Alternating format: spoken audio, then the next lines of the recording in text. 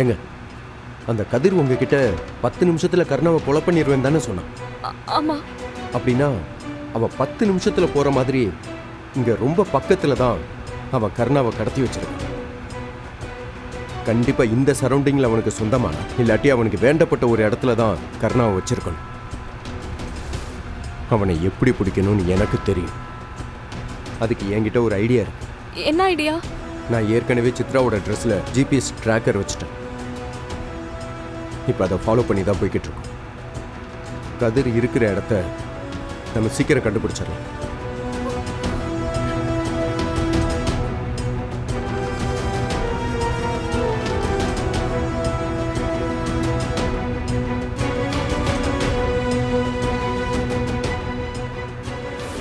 அவன் உயிர் மேல அக்கறை இருந்திருந்தா இவனுங்களை எல்லாம் கூட்டிட்டு வந்திருப்பியா?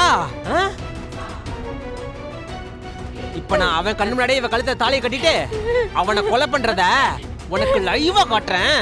அத பார்த்து நீ கதறி கதறி அழுகிறத நான் பார்த்து ரசிக்கணும். புரியுதா?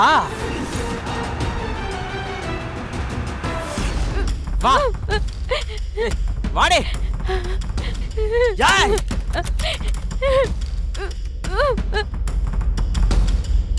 வா வாடினா.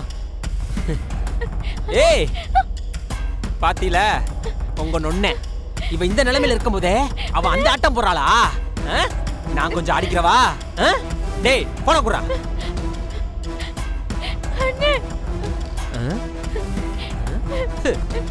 இதை இவனும் பார்த்தா கதறல் கரெக்டா இருக்கும். டேய் அவன் கண்ணு தெரியற மாதிரி ஒரு ஓட்டையை போட்டு விடு. சரி மச்சான்.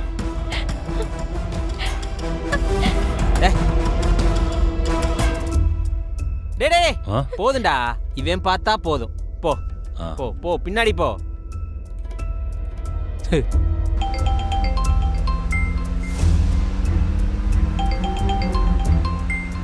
கதிர் வீடியோ கால் பண்றான். எடுத்து பேசுங்க.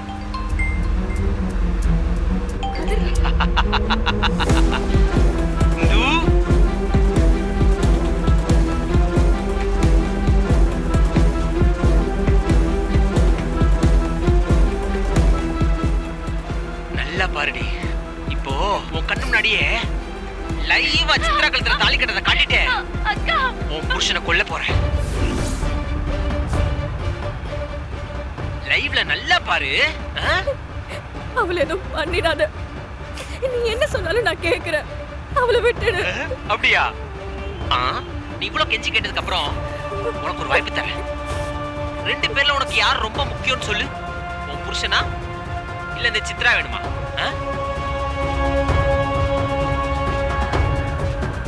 சொல்ல. எனக்கு 2 பேருமே முக்கியம். ஏய் நான் உனக்கு ஒரு வாய்ப்பு கொடுத்தேன். ஆனா நீ அதை சரியா பயன்படுத்திக்கல.